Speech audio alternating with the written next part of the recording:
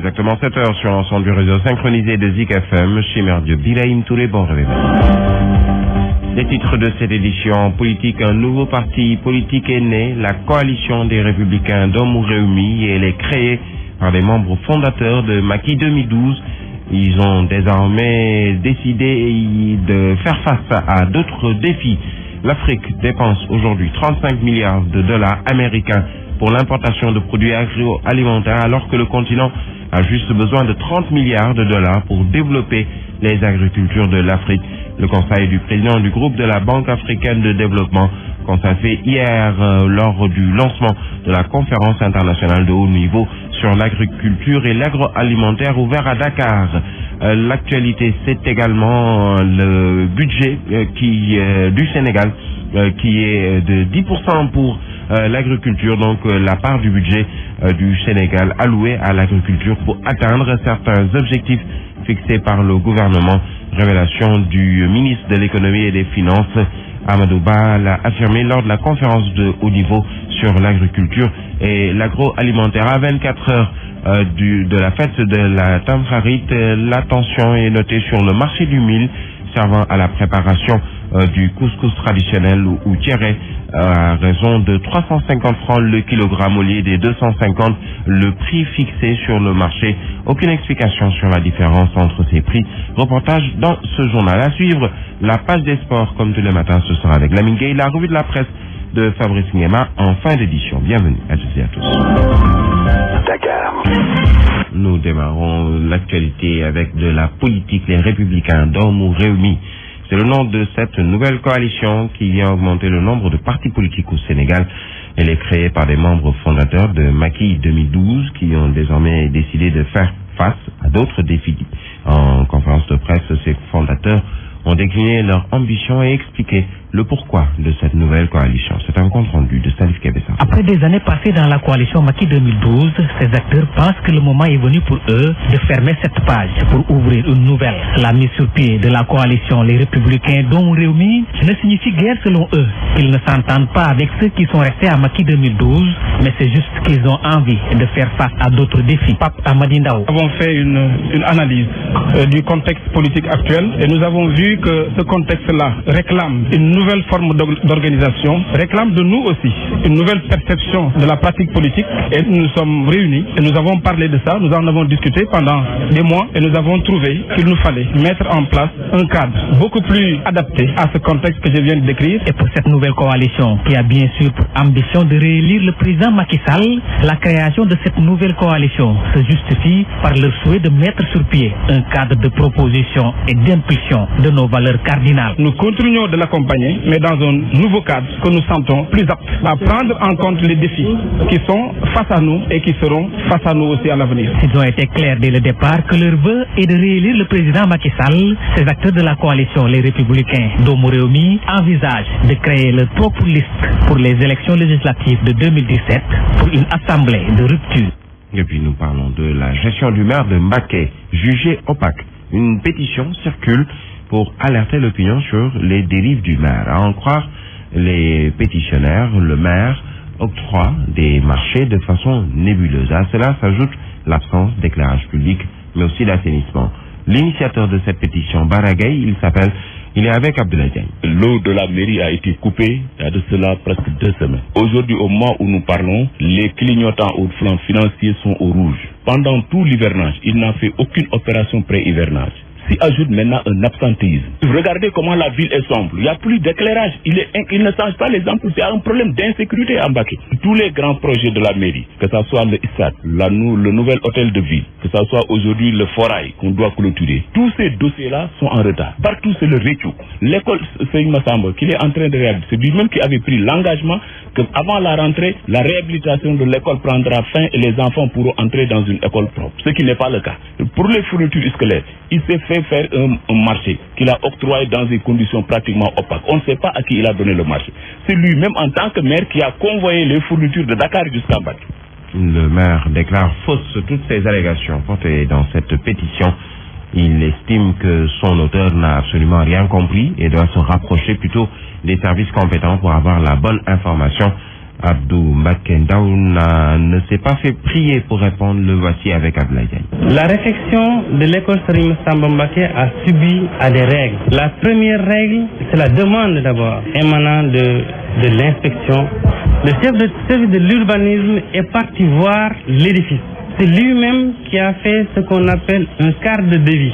Je crois que cette personne qui parle, il devrait plutôt s'adresser au chef de service de l'urbanisme et aller voir l'inspecteur académique, lui poser les questions, aller voir le médecin-chef s'il s'agit de construction au niveau du centre de santé ou bien du poste de santé. Faire de l'agriculture une activité commerciale en Afrique, c'est l'objectif visé par la conférence internationale de haut niveau sur l'agriculture et l'agroalimentaire qui s'est ouverte hier à Dakar. Selon le président du groupe de la Banque africaine de développement de l'Afrique, l'Afrique plutôt aujourd'hui dépense 35 milliards de dollars américains dans l'importation de produits agroalimentaires, alors que le continent africain a juste besoin de 30 milliards de dollars pour développer ces cultures. C'est un compte rendu de Fatoumata Diop. Pour un développement radieux de l'Afrique, il faut forcément libérer les potentiels du continent africain pour créer des richesses. C'est l'avis du président de la Banque africaine de développement. Selon Akinwumi Adesina, les banques doivent connaître davantage leur rôle et financer le secteur de l'agriculture. L'Afrique doit libérer la richesse de son fort, pas seulement la richesse minérale et pétrolière. L'Afrique dépense 35 milliards de dollars par an dans l'importation de produits alimentaires. En important qu'au sel pour produire et pourtant elle émet l'obligation des devises au hauteur de 30 milliards de dollars pour financer son développement. Augustin Matata Pounuyo Opompo, premier ministre de la République démocratique du Congo, affirme que l'Afrique doit aller directement aux urgences pour sortir de sa pauvreté. La Banque africaine de développement doit sortir des arcanes administratifs et procéduraux et aller vers des approches plus actives. L'heure n'est plus aux théories, mais plutôt à des actions concrètes. L'heure n'est plus aux longues procédures qui finissent par donner la primauté à la bureaucratie plutôt qu'aux résultats de développement sur le terrain. Plus de 500 personnes ont participé à cette rencontre de haut niveau sur l'agriculture et l'agroalimentaire. Une rencontre que le président Macky Sall compte d'ailleurs pérenniser au Sénégal afin de faire de l'agriculture une source de richesse en Afrique. Le chef de l'État sénégalais estime, lui, que pour atteindre l'objectif fixé par le slogan « Nourrir l'Afrique par l'agriculture », il faut forcément changer de méthode d'agriculture et mettre les moyens nécessaires pour atteindre l'autosuffisance alimentaire. Le chef de l'État, il est avec notre reporter. Il nous faut, dans une démarche individuelle et collective, penser notre agriculture autrement qu'une activité par défaut, que l'on pratique parce qu'on n'a pas d'autre alternative. Lorsqu'on parle de financement des campagnes agricoles, vous ne verrez que les banques de crédit agricole qui s'engagent quasiment auprès des États. Il nous faut, par la maîtrise de l'eau, rendre notre agriculture moins dépendante des aléas climatiques. L'Afrique est un continent qui regorge d'un potentiel hydrographique insoupçonné, énorme, et d'un potentiel hydrogéologique qui est sans commune mesure. Mais l'eau, il faut aller la chercher et la mener dans les zones de culture. Et puis le chef de l'État qui est par ailleurs revenu sur l'objectif fixé en 2017 pour atteindre l'autosuffisance en riz. Selon le président Macky Sall, c'est un objectif qui n'a absolument rien de politique, comme certains peuvent le penser, ou le penser en tout cas, au tout début. Max Petit. L'autosuffisance alimentaire du Sénégal en riz, en 2017, il n'a pas manqué des esprits sceptiques pour croire que c'était utopique et que c'était un mot d'ordre politique, puisque beaucoup pensent en 2017 pour des élections, etc. Alors, ce qui s'est passé, c'est que d'abord, il fallait être sur le terrain. Nous leur avons demandé un effort patriotique national. Ils ont immédiatement décidé, eux, importateurs, d'acheter l'ensemble du stock de riz qui était dans la vallée. Et je les ai engagés à participer dans cette politique d'autosuffisance. Pouvoir faire toute la commande de riz qui sera produite, qui n'est pas encore produite, et toute la commande est déjà achetée par les importateurs. Et nous avons défini donc que désormais ne peut importer du riz au Sénégal que celui qui va d'abord acheter du riz de la vallée. Et puis nous restons toujours sur cette rencontre avec le ministre de l'économie et des finances qui affirme que l'Afrique manque de financement, d'où l'importance d'en chercher pour permettre à chaque pays d'atteindre son autosuffisance alimentaire. Selon Amadouba, 10% du budget du Sénégal est alloué à l'agriculture pour atteindre certains objectifs fixés par le gouvernement. Il a affirmé lors de la conférence de haut niveau sur l'agriculture et l'agroalimentaire, le ministre Amadouba. Avec le plan Sénégal émergent, des moyens importants sont dégagés pour l'agriculture et nous avons déjà noté des avancées significatives pour ce qui concerne la production de riz. Et ceci avec des moyens propres de l'État. 10% de notre budget sont affectés à l'agriculture, ce qui est déjà significatif. Mais cela ne suffit pas. Parce que l'Afrique a des terres, l'Afrique a de l'eau, mais l'Afrique manque de financement. Et le Sénégal est prêt déjà, nous mettons des ressources internes assez importantes, mais maintenant pour réaliser l'ambition du président, il va falloir trouver des financements nouveaux, des financements additionnels pour pouvoir atteindre les objectifs qu'ils nous ont fixés aujourd'hui. Un ensemble de mesures devrait peut-être être prises pour permettre d'atteindre les objectifs pour que l'Afrique puisse se nourrir elle-même. Je vous le disais en titre, tension sur le marché du mil servant à la préparation du terres, ce couscous traditionnel. Le mil coûte sur le marché aujourd'hui 250 francs le kilo et pourtant des femmes disent l'avoir acheté à 350 francs, soit 100 francs de plus. Aucune explication sur la différence entre ces prix. Cependant, le mil récolté cette année n'est pas encore disponible car la date de la Tamkharit, prévue demain, est trop avancée par rapport aux dernières années. Ce qui fait que les paysans ne sont pas encore arrivés à la période de récolte. C'est un reportage de Solamariam Gay. Deux prix pour le même produit. Le kilo du mil coûte 250 francs chez les vendeurs, alors que cela revient à 350 francs pour les femmes. Le kilo du mil varie entre 200 et 300 francs.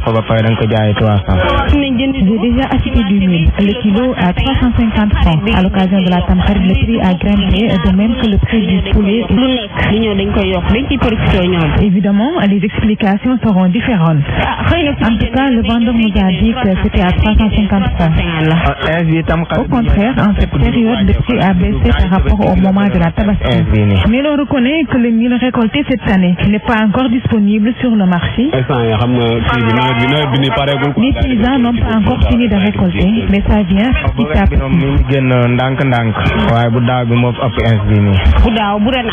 Le mil est une céréale incontournable pour préparer un bon couscous pour la Tamkharit. Certains en savent quelque chose car ils ne peuvent en aucun cas s'en passer.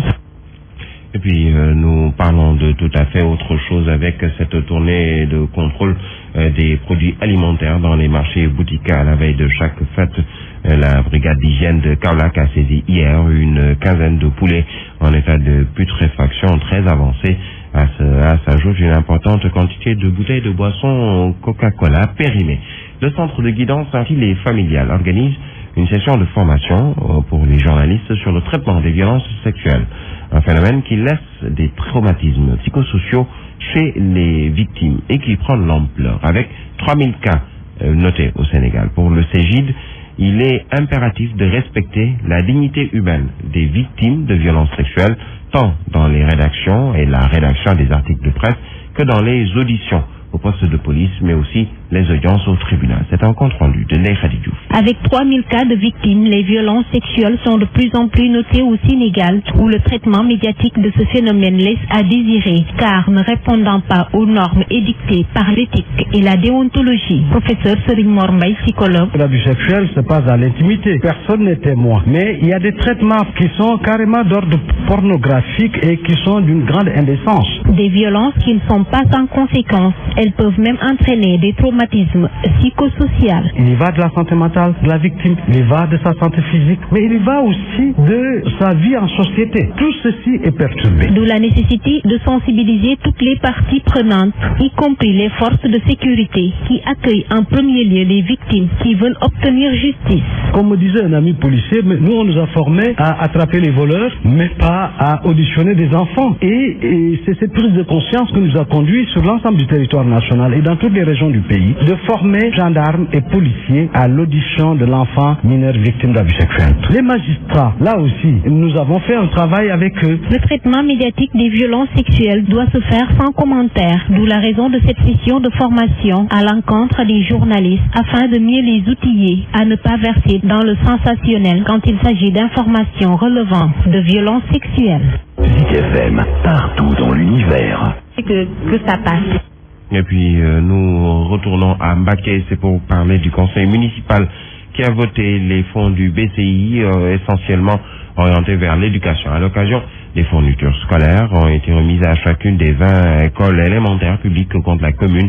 Les daras ne sont pas oubliés. 112 daras recensés dans la commune vont se partager une enveloppe de 5 millions. Correspondance Abdoulaye Diagne. dañuy jot ci BCI bi lu tolloog 12 millions yu manqué tuuti ñu wax ci tabax ay salle de classe moom la ñu voté.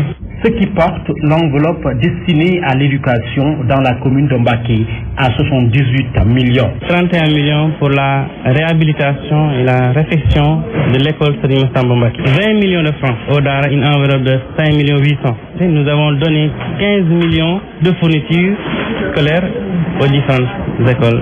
Ces fournitures scolaires sont venues à son heure, dirait-on. Monsieur Zalé est l'adjoint à l'inspecteur de l'éducation et de la formation de Mbacké. C'est un poids énorme pour les parents d'élèves. Les fournitures sont excessivement chères et ces fonds de dotation participent effectivement à alléger effectivement les dépenses des ménages. Ainsi, le premier magistrat de la ville de Mbacké élargit à cet effet sa marge de manœuvre jusque dans les daras. Nous avons dégagé une enveloppe de 5 millions 800 et nous avons regroupé 112 daras de la commune pour leur montrer que d'ores et déjà vous êtes concernés par l'éducation. Par ailleurs, une pétition circule contre le maire pour alerter les services compétents sur sa gestion. Abdoulaye Diagne, Mbacké, Zik FM.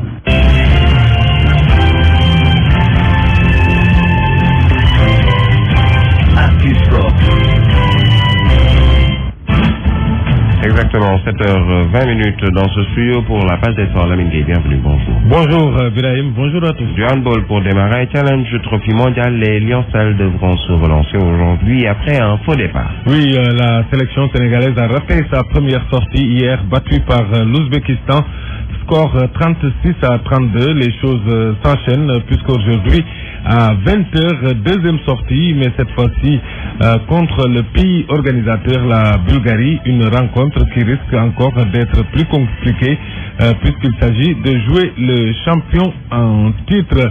Demain vendredi, ce sera face à la Nouvelle-Zélande avant la fin justement, ce match contre la Guadeloupe prévu samedi pour clôturer ces matchs de poule. Ce Challenge Trophy mondial se jouera jusqu'au 25 octobre prochain et c'est une grande première pour le handball sénégalais. Du football à présent, Coupe du Monde 2018, les Lions joueront Madagascar le 13 octobre. En fait, il s'agit du deuxième tour éliminatoire de Russie 2018 qui ouvre les portes à la phase de poule. Les Lions de Aliou Cissé se déplacent à Madagascar, ce sera le 13 octobre, avant de recevoir ici à Dakar 4 jours plus tard, c'est-à-dire le 17 novembre. Le vainqueur de cette double confrontation fera partie des 20 qualifiés qui seront répartis dans les 5 poules de 4 qui disputeront un mini-championnat aller et retour, bien sûr, à l'issue duquel les 5 premiers de chaque groupe, ces 5-là, 5 représenteront donc l'Afrique à la prochaine Coupe du Monde prévue en Russie en 2018. Qualification du CHAN au Rwanda 2016, un objectif majeur de la Fédération de football. Oui, les fédéraux tiennent à la participation des locaux à cette compétition continentale. Après 2 participations consécutives aux phases finales des 2 premières éditions, le Sénégal a raté la 3e édition. La faute peut-être à la Mauritanie qui l'avait éliminé. Aujourd'hui, il n'est pas question que la Guinée écarte à nouveau le Sénégal et surtout le sens de la visite hier du président Augustin Senghor, président de la Fédération sénégalaise de football, à l'équipe de Moustapha Seck qui se prépare à Toubab Dialaw pour cette manche retour après une défaite 2-0 infligée par le Sili national. La fédération promet même une prime spéciale de 750 000 francs CFA par jour en Suisse du million que donne le ministre des Sports en cas de qualification. Le match retour, je vous le rappelle, est prévu ce samedi au stade de Demba Diop et il s'agira pour le Sénégal de marquer au moins 3 buts sans en encaisser. difficile, mais peut-être pas impossible. Alors, les navetans, l'affiche Medina Sheriff Sarekemo a fait vibrer Kolda. Oui, c'était la première demi-finale de la zone 1 de l'Orecard de Kolda, la finale avant la lettre. Match qui opposait Medina Sheriff à Sarekemo. Un match qui a vu tout Kolda se déplacer vers le stade régional. À l'arrivée, c'est l'ASC Sarekemo qui bat une nouvelle fois Medina sur le score de 3-0. Le coach, bien sûr, vaincu, a des regrets. Il s'appelle Omar Niamadjo. On l'écoute. Sentiment de déception parce que j'étais venu pour gagner le Sarekemo. Mais j'avais dit que le Sarekemo était une très grande équipe. Heureusement que moi j'ai préparé mes garçons psychologiquement. Je leur ai dit que si on perdait, c'est pas une surprise. Parce que le Sarekemo est une très grande équipe. Aujourd'hui, notre principal rival c'était le Sarekemo. Donc il fallait d'abord essayer de tout faire pour respecter l'adversaire et jouer au football. C'est vrai qu'on a joué au football. Seulement c'est pas une manière de saluer la défaite de Sarekemo. Mais vous avez vu qu'aujourd'hui j'ai perdu mon capitaine qui était libéraux. Il n'a pas joué aujourd'hui. Il est malade depuis presque une semaine. Il souffre du palu et des agriculteurs. Il ne pouvait pas prendre part. Donc c'est un cadet montant que j'ai mis dans l'axe comme libéraux. Et vous avez vu, c'est dans l'axe où vraiment ça n'a pas marché. Mais quand même, quelles que soient les conditions, l'équipe que j'avais mis, le Sarekemo reste une très grande équipe. Ils ont joué un excellent football. Ils ont élaboré. Ils ont mis le rythme. Tu as vu, ils ont mis le rythme et ils ont joué sur les côtés. J'ai senti le jeu qu'on devait jouer, ce qu'ils ont joué. Voilà, Sarekemo, cet ASC créé depuis 1992, vient d'accéder pour la première fois à une finale et naturellement son coach est heureux et il pense déjà à la coupe. Il s'appelle Alpha Goudiaby, on l'écoute.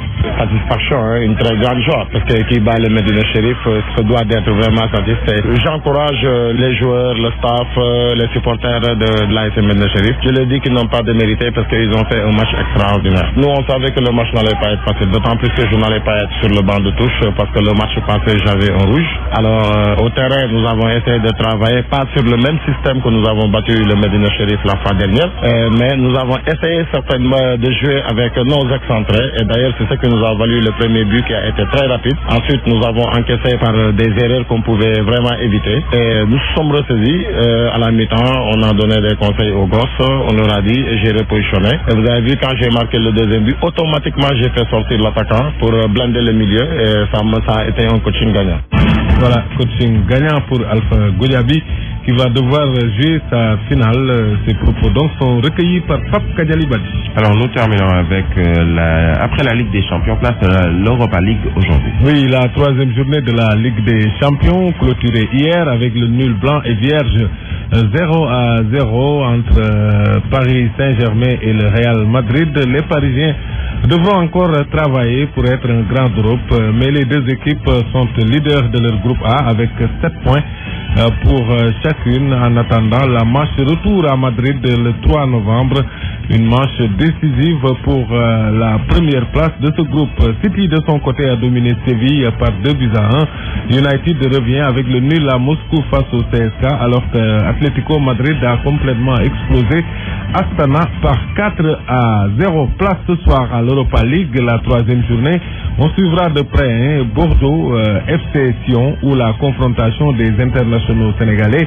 Il s'agit de capitaine Lamine Sané et Henri Saivet pour Bordeaux qui accueille Moussa Konaté pour Sion. À suivre également Liverpool, Rubin Kazan. Marseille se déplace pour aller jouer le Sporting Braga alors que le Nipro accueille Saint-Etienne de Bayalsal et que Monaco reçoit à lui de Karabakh, entre autres rencontres donc prévues au cours de cette troisième journée de l'Europa League. On termine avec Armand Traoré, l'international sénégalais, qui intéresse toujours Lille qui le voulait déjà l'été dernier, âgé de 26 ans. Armand Traoré est à Queen's Park Rangers en Angleterre où il n'a joué qu'un seul match depuis le début de la saison. Selon l'équipe qui donne l'info, Lille a fait parvenir au club anglais une offre. Le joueur a d'ailleurs rencontré et le directeur sportif lillois et son coach Hervé Renard.